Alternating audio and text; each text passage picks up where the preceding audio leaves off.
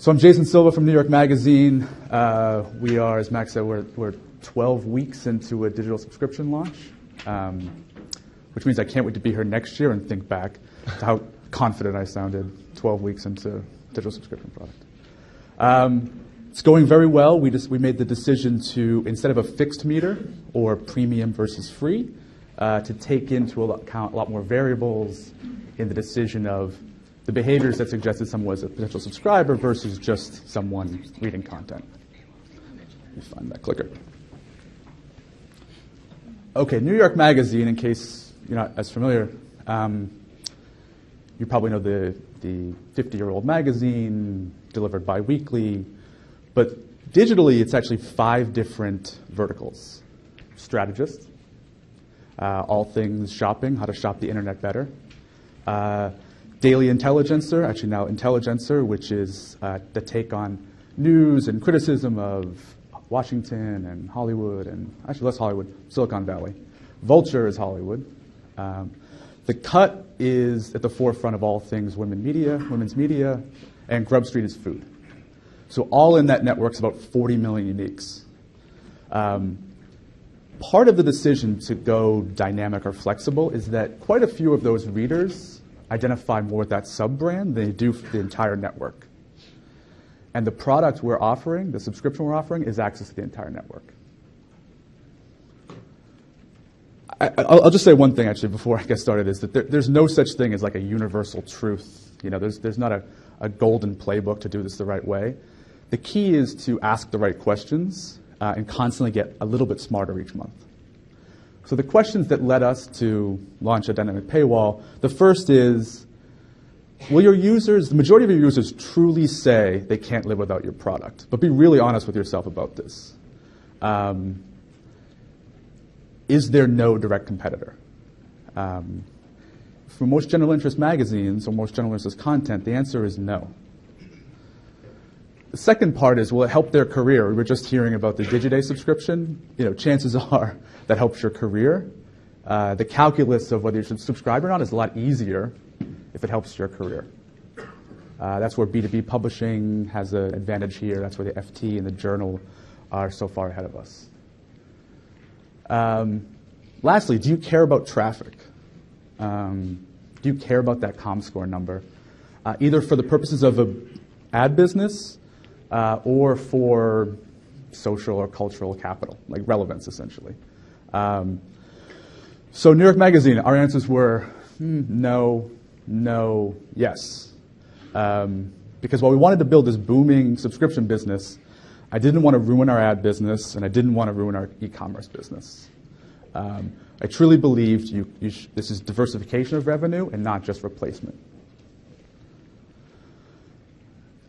So we thought about dynamic paywall.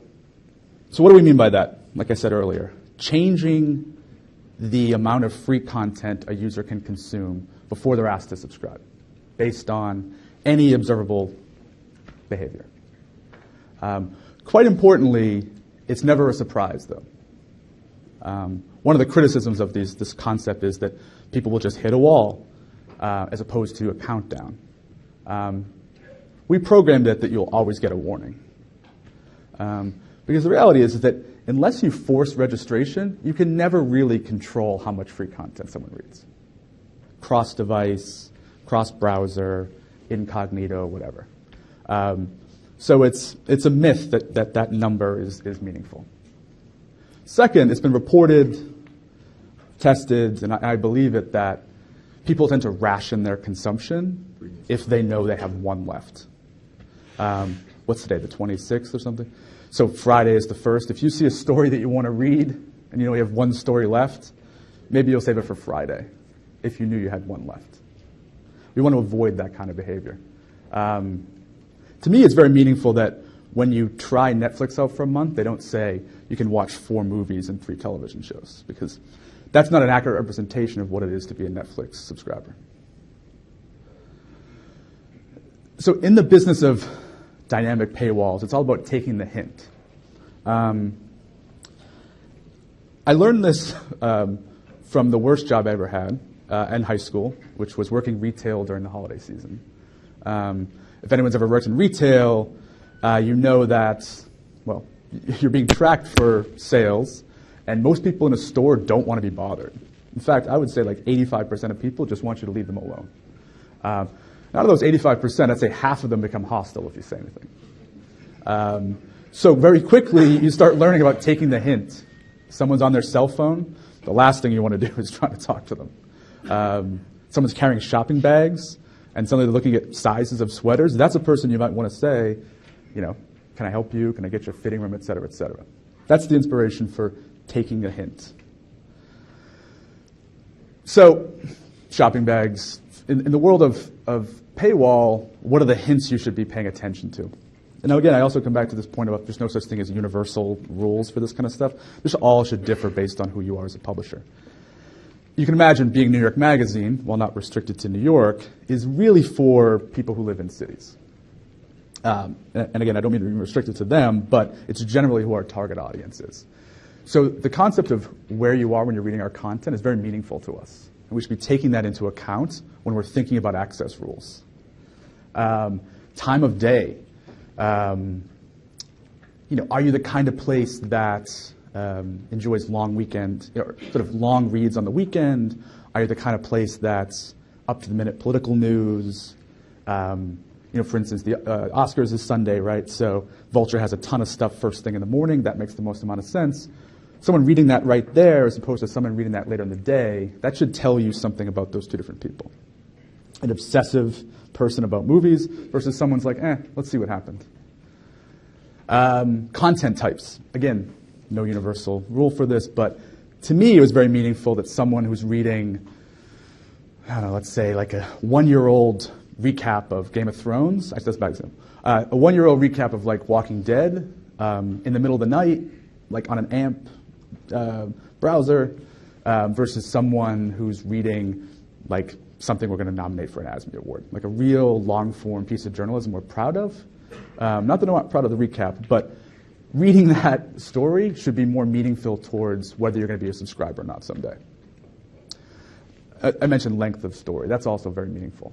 You know, a quick 300-word take on the latest Kardashian thing versus, you know, a 4,000-word story, a cover story should tell you something about that person's interest in paying for this product. Refers. Again, if you sort of force rank them, you think newsletters and direct traffic are towards the top, most meaningful theoretically, and stuff like certain Facebook refers or maybe Flipboard or something else might be lower. But again, not universal. Devices, as you can imagine, people tend to consume more on their phones and convert more on their desktop.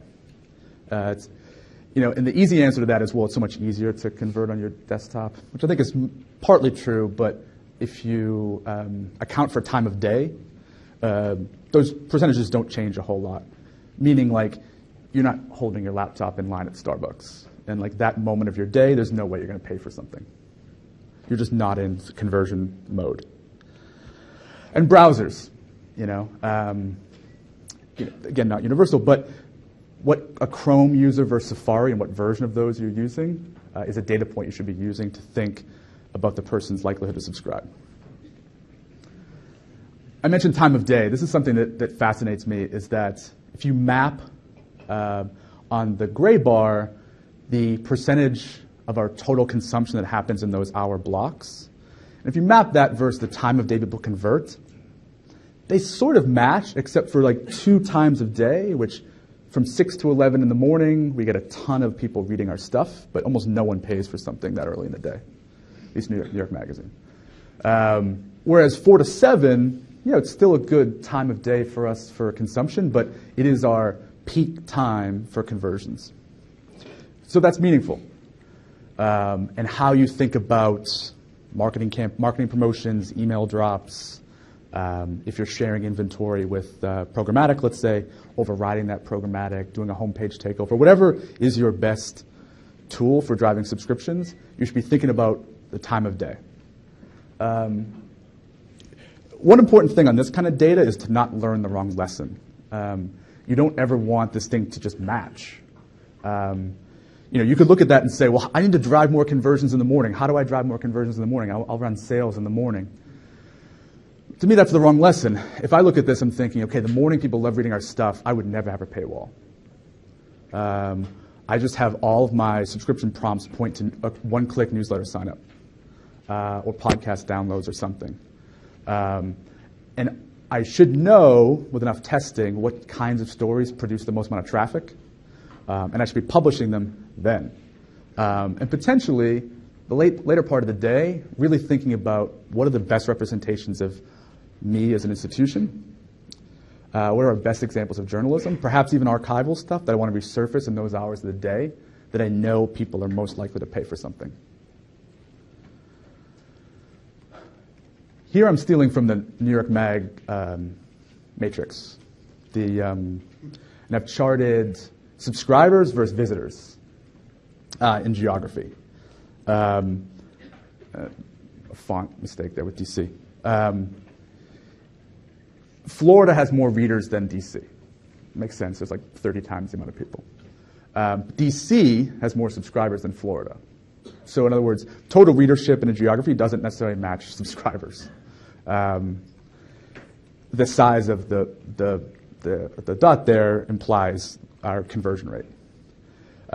So looking at this, you're trying to optimize for conversions based on people coming from the places that tend to prefer your product. Makes a ton of sense. All right, this representation is supposed to be like traffic or data. You know, you've got a bunch of visitors to your site. They're giving you signals. You're not quite sure what they mean, but you're trying to figure out like what's our subscription model, what's our paywall rules. So the question is, well, what's your output? The top right there, I put some suggested outputs, which would be number of subscribers, that's obvious. Average day of subscription, this is also meaningful because every day early in the month they're subscribing, if there's a monthly subscription, it's that much more revenue in that calendar year. So earlier in the months, better. Total page views, this is basically the loss you're giving to your ad business by shutting off access. So you want to minimize the page views you lose. But also I think about RPM, because the reality is that no one monetizes their site evenly, right? Certain sections are worth more than others, certainly certain devices, geographies, the same way subscriptions work. So I also want to know, am I also restricting access to the sections of the site that we monetize the highest? I don't want to do that, especially if they're big sponsorships. I mentioned the Oscars the other day. Chances are, I don't know if this is true, Vulture had some sort of sponsorship around the Oscars from someone.